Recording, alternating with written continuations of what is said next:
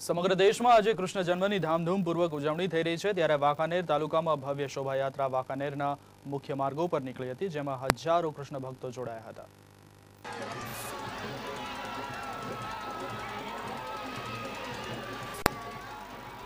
આજે સંપૂર્ણ દેશ કૃષ્ણ મટકી ફોડી અને શોભાયાત્રા કાઢી કૃષ્ણ જન્મોત્સવની ઉજવણી કરી રહ્યું છે, ત્યારે વાંકાનેર તાલુકામાં પણ કૃષ્ણ જન્મોત્સવની ધામધૂમપૂર્વક ઉજવણી કરવામાં આવી હતી.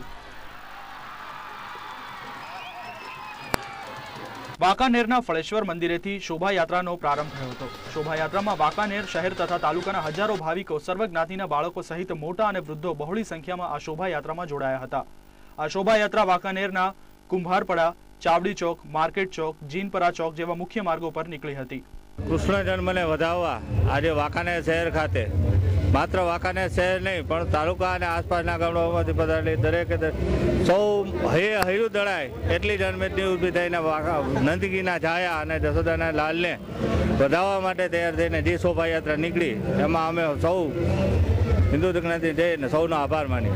કૃષ્ણ જન્મ ઉત્સવ નિમિત્તે જે રંગે સંગે આપણા હિન્દુ ભાઈઓ તથા પર જ્ઞાતિના સર્વે ભાઈઓ સાથે મળીને ખંભે ખંભો મિલાવીને આજ કૃષ્ણ ભગવાનનો જન્મ ઉત્સવ એવો ધામધૂમથી ઉજવાયો કે જાણે કૃષ્ણ ભગવાને અવતાર ધારણ કરેલો હોય એવો આજનો રંગ અને સંગ એવો થઈ ગયેલો છે.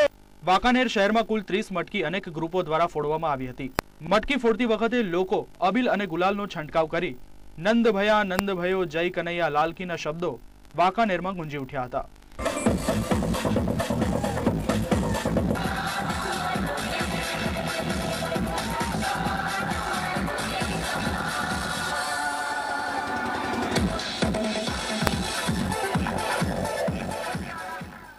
હજારો ભાવિકોની સંખ્યામાં નીકળેલ શોભાયાત્રામાં કોઈ અનિચ્છનીય બનાવ ન બને તે માટે વાંકાનેર પોલીસે 30 થી 40 જેટલા જવાનોને તૈનાત કર્યા હતા અને અનેક જગ્યાઓ પર ચુસ્ત બંદોબસ્ત ગોઠવવામાં આવ્યો હતો. સત્યમ હંસોરા, ગુજરાત ન્યૂઝ, વાંકાનેર.